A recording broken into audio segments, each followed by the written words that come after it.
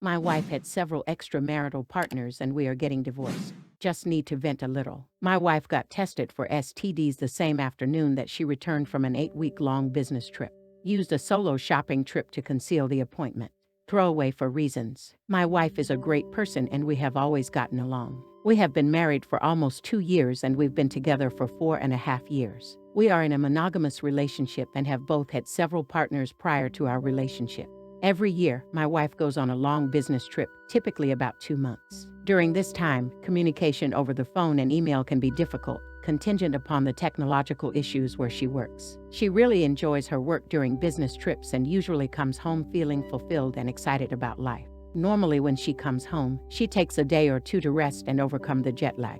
The following days, we tend to spend lots of time together, sex, dates, cuddling, catching up, etc. because she's been gone so long. This year, she came home as her same excited self after having had a great trip. In fact, she seemed so excited that she wanted to work on some project, but would need to go get some material from the store. About 3 hours after picking her up from the airport, she says she wants to go shopping for her craft project and that she will likely spend several hours out shopping. She really emphasizes how much time she'll need to go shopping, many hours. I think this is a little weird considering that she just came back from a 28-hour flight, hasn't slept, and she's usually not the type to spend more than an hour or two shopping, but it's fine. About 5 hours later, she comes home with a single bag of craft material. I register this as strange, but don't really think about it. I chalk it up to taking a lot of time to pick out her materials, carefully selecting them instead of bulk buying. Over the next few days, she didn't really go through the jet lag phase and stayed distant. I thought that was weird but ended up giving her space and just focused on school. About 2 weeks post-return, we still haven't had sex, despite my advances and lightly prodding the issue. I find that strange, since she is usually a 3-4 times a week kind of person and we've been exploring some new kinks prior to her trip, which we had talked about kindling once she returned. The first few times that she doesn't reciprocate sexy time advances, I don't think anything of it. We've always had a very open no policy and are attentive to one another needs, i.e., time, tired, not feeling it, need it now. After 2 weeks, the combination of her distance and no sex feels really off. Over the weekend, she met up with her girlfriends for a day out. During that time, I snooped on her computer. If that bothers you, stop reading now. We have always been extremely open with our phones and social media. We both know our phone passwords, computer passwords. She knows my Facebook, etc. While she was out with her friend, I looked on her computer. She left her work and personal email, Reddit, and Facebook open, logged in. So I looked. Nothing out of the ordinary. I looked in the recycle bin and found that she had taken some self-nudes with her phone, sent them to her email, downloaded, then deleted them. I thought that was odd. Normally we would send nudes to each other, not put them on our computers. Maybe she really liked them and decided to keep them. This has my gears turning, because she has been really disinterested in sex since returning, but is taking selfies in the nude wearing lingerie. I looked at the metadata on the picture, confirmed it was taken recently and that it was downloaded from Gmail. I went and looked at her Gmail. Nothing terribly odd here, but anything before 3 days after returning home had been deleted from her inbox, then deleted from the trash folder, not archived e.g. If she came home on the 1st, everything before the 4th was deleted. However, in her trash bin was a confirmation of appointment for a health clinic in an adjacent city. It had a link with a user ID to log in into the patient portal if you needed to change your appointment. I logged in with the ID and her common passwords. The portal is mostly empty, but showed that she had scheduled and kept an appointment the same afternoon that she got home from her trip. The portal allows you to request records from visits, so I did. They were delivered to the portal about 30 minutes later. She had gone in for STD testing 5 hours after coming home from an 8-week business trip. To summarize, 1. Gets tested for STDs while saying she is going shopping the day she returns from an 8-week business trip. 2. Concealed the fact that she was tested, didn't leave phone number or address at clinic, careful to delete emails pertaining to the clinic, made cover excuse to go out. 3. Super distant with me, no sex. 4. Says not interested in sex, but dresses up to take nutties, clearly masturbating. 5. On a similar business trip, she did almost the exact same thing. Got tested as soon as she got home, refrained from sex for about a week. Distant, I found out via similar ways. Previously, when I asked her about it, she said she had a UTI and went in for a full STD panel. Totally plausible, I let it go. I just feel like there's a pattern here. Also said that STD test was normal for women during checkups, although most clinics say that you must ask for the test reasonable suspicion. 6. No real reason to suspect cheating, but goddamn, this feels weird. All the elements of possibility are there, I suppose. Possible explanations. 1. She had another health problem that seemed to resolve itself. Maybe she wanted more follow-up and didn't want to belabor me with the details, although the other health issue isn't urogenital related. She didn't receive any tests that would aim to diagnose the concomitant issue. 2. Health information could be weird if someone reading over your shoulder sees an email in your personal inbox from a clinic, so you delete it. I'm not sure this explains why her inbox was cleaned, stuff deleted from the trash. 3. Maybe she feels a little detached from me after being away for so long and needs more time to warm back up. 4. Could have also had another UTI and got STD panel at the request of practitioner. Although no antibiotics, treatments were administered during the visit, weren't documented. 5. Maybe she thought I was cheating and got tested. Although 8 weeks later seems a little outside of the incubation period. The secrecy of the whole thing really bothers me. Any ideas on how to approach this topic with my wife or other possible explanations? Update 1. Admitted to cheating on her trip. Says only once. Evidence suggests at least n greater than 2. Update 2. 3 confirmed in 1 trip.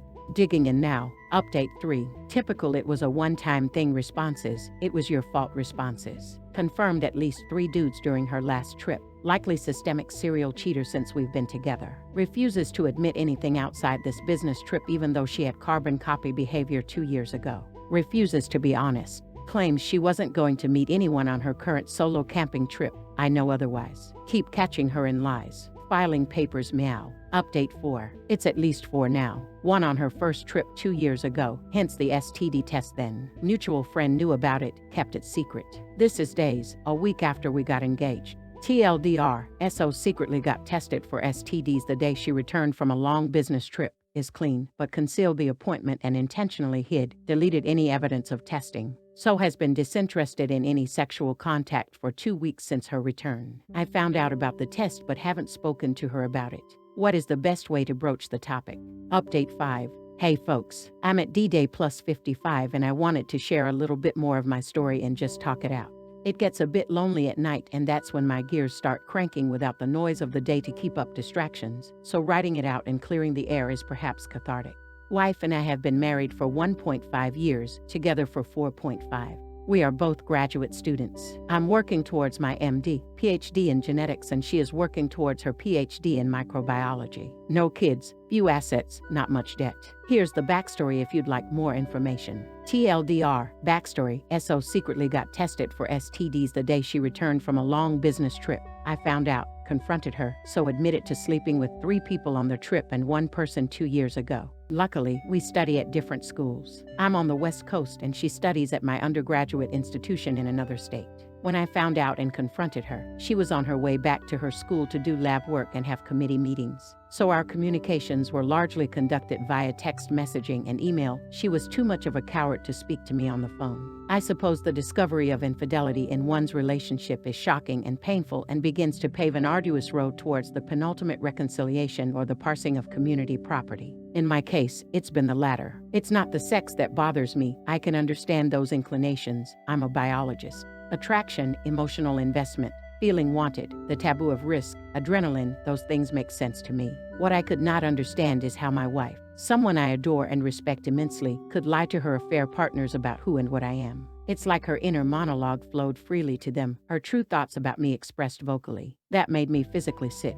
I'm not a bad guy. I've always been there for my wife. We jived on every level from toilet paper orientation to politics, humor, hobbies, and sex. It just doesn't make sense. During the post-mortem, I've often come to the realization that, as a partner on a two-way street, I could have always done more or achieved a stronger marriage. That's the sentimental part of my brain saying, look at all these missed opportunities for communication and growth.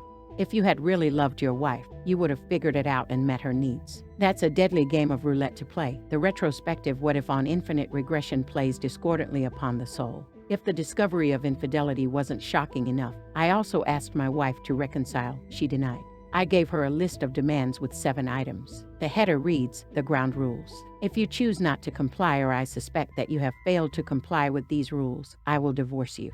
Here is the abridged version of what I asked for. 1. You will allow me unfettered access to your phones, accounts, devices, and computers at any time without hesitation. 2. You will forfeit and show me all communications and materials of all extramarital relations that you've engaged in, no matter how minor or how insignificant you feel they were. 3. You will allow me to professionally recover data from your phone and other devices. If there is something that you haven't told me yet or haven't given me the full story, this would be a good time to do so. I extend you amnesty for other grievances notwithstanding lying. 4. You will contact all parties that you've engaged with in any way and explain that you were in a monogamous relationship, your husband knows, and that you fucked up. You will apologize for misleading anyone about your relationship status, and you will contact their partners and explain what happened. 5. You will get tested for STDs and STIs every month for the next 6 months, including blood panels.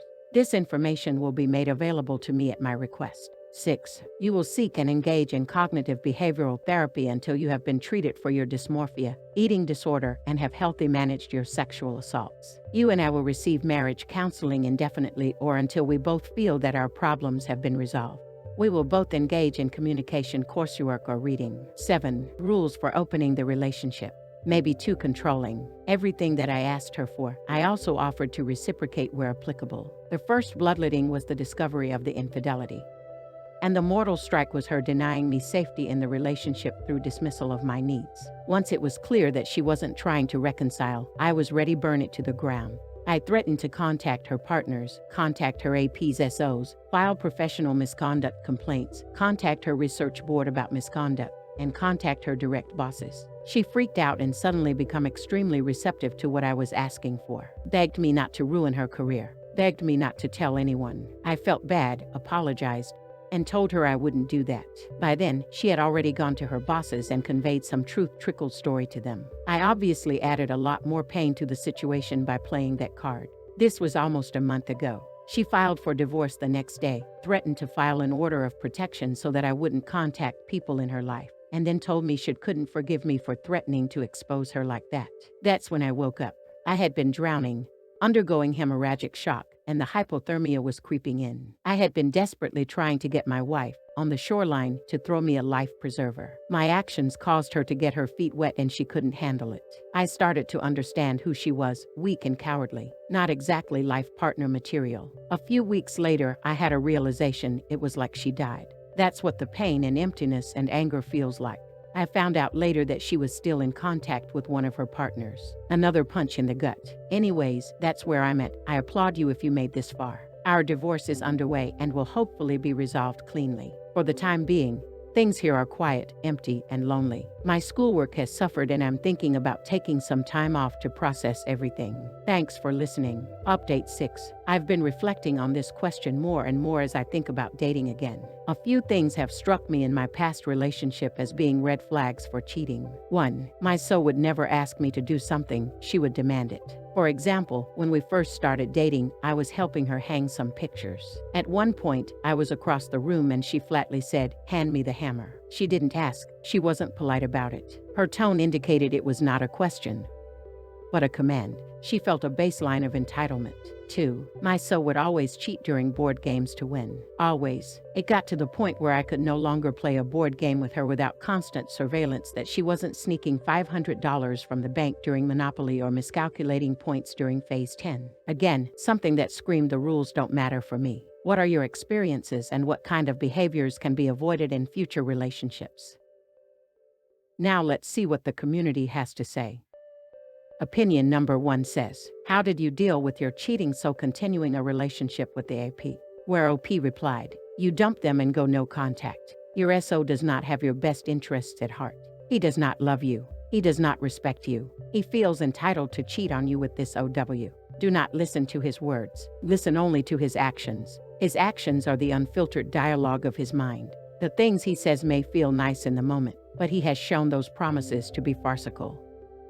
Opinion number 2 says, is it common for wayward SOS to live happily ever after with their AP? Where OP replied, yes and no. Sometimes, it takes two shitty people to get along with one another. However, often, the wayward spouse will continue their bad behavior and ruin relationship after relationship until the end of time. Take solace in the notion that you dodged a bullet with this guy. Wayward spouse will continue his life shopping for pain. There is no reason to set out on that adventure alongside him. Opinion number 3 says, did you stop caring after a while? Where OP replied, it will come and go in waves. Each time, the wave of anger, caring, resentment, and sadness will become attenuated. Eventually, your wounds, while painful to the touch now, will just resemble scars and will no longer hurt to touch. Opinion number 4 says, did you ever get to a point where you were actually happy for them? Where OP replied, don't worry about being happy for this guy. He doesn't deserve your platitude. Save that mental energy for yourself or someone actually worthy of your time. Some people do get to this point and others do not.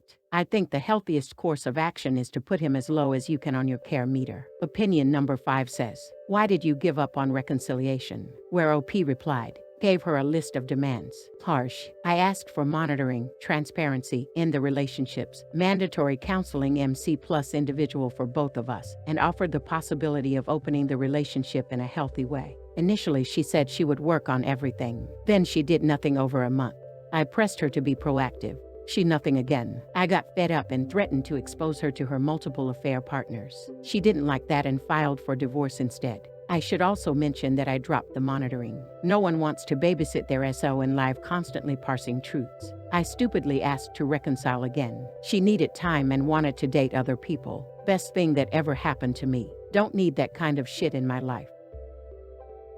How about you guys? What do you guys think about this whole situation, and what would your advice be for OP? Let's all discuss in the comments section below.